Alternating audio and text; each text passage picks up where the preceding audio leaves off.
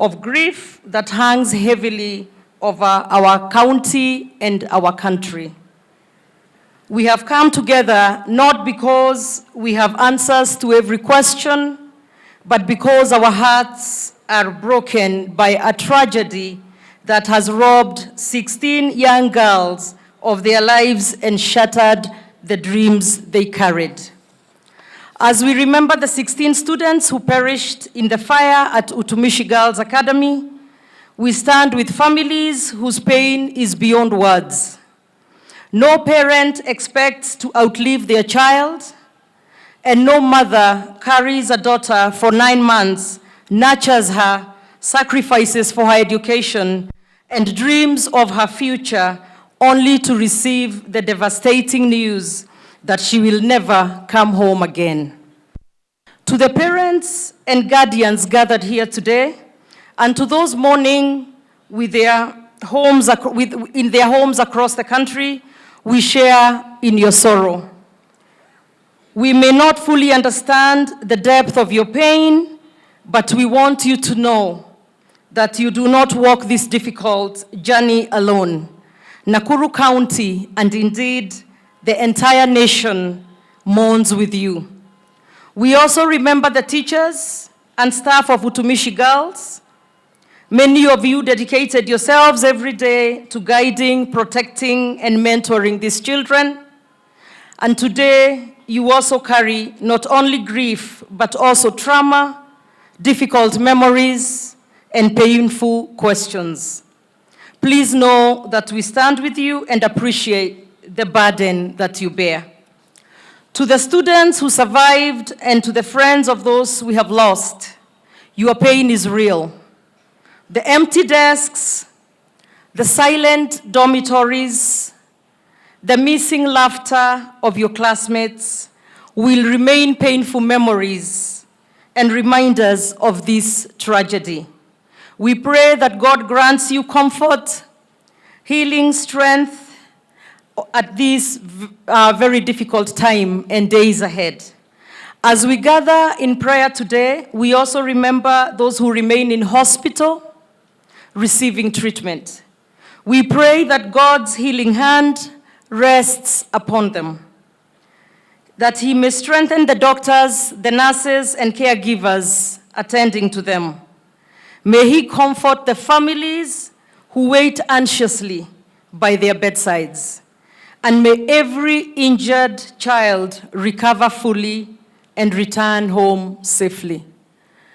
Let me also acknowledge the loss of one of the mothers to the students at Utumishi Academy.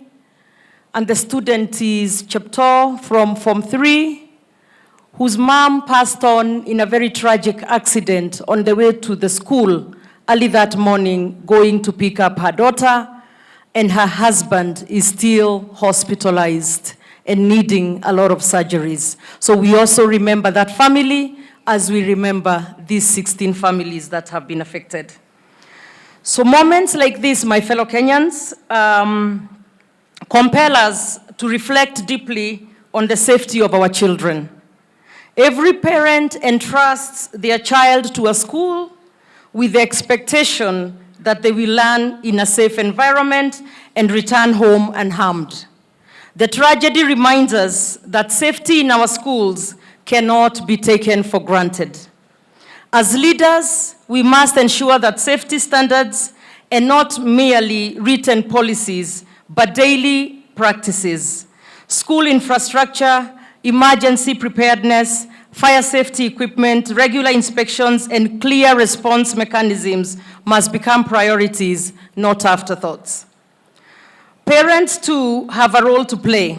The value we teach at home matters.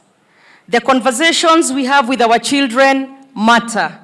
Discipline, respect for life, respect for authority, and peaceful conflict resolution begin in our homes long before they are reinforced in our schools. At the same time, we must confront an uncomfortable reality as a nation. We are witnessing increasing cases of unrest, indiscipline, and destructive behavior in some of our learning institutions. Reports indicate that more than 204 schools, over 4,000 students have been affected by closures and disruptions arising from unrest. This should concern every Kenyan. We cannot ignore the influence of the environment in which our children are growing up. They observe us, they listen to us, they imitate what they see. When children constantly witness adults resolving disagreements through chaos, through destruction, through confrontation and lawlessness, we should not be surprised when some begin to believe that disruption is an acceptable way of expressing dissatisfaction. This is not a political statement, it is a call for collective reflection.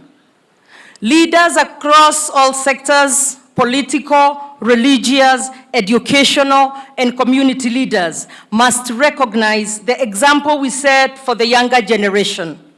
We must model restraint, responsibility, respect, and constructive engagement even when we strongly disagree.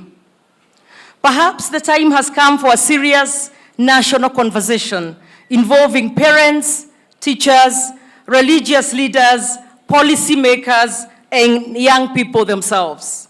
We must ask difficult questions about discipline, values, mental health, social influences, leadership, and the kind of society we are building for our children.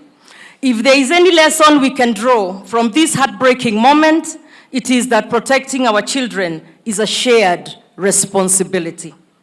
It belongs to all of us. Today, however, our foremost duty is to honor the 16 young lives, plus the mother lost, that we have lost.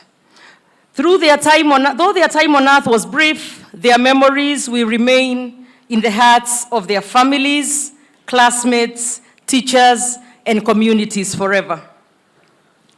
May we honor them not only with our tears, but also with our commitment to build safer schools, stronger families, and a more responsive society.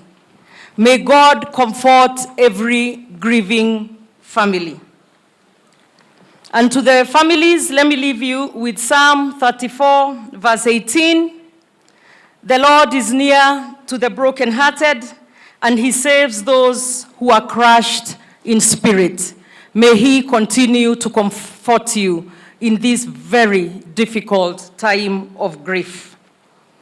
I would be remiss if I did not respond to the senator and let her know, in case she was not aware, that the first fire engine at the scene and the fire engine that put out the fire and stopped it from spreading further, was from the Nakuru County government.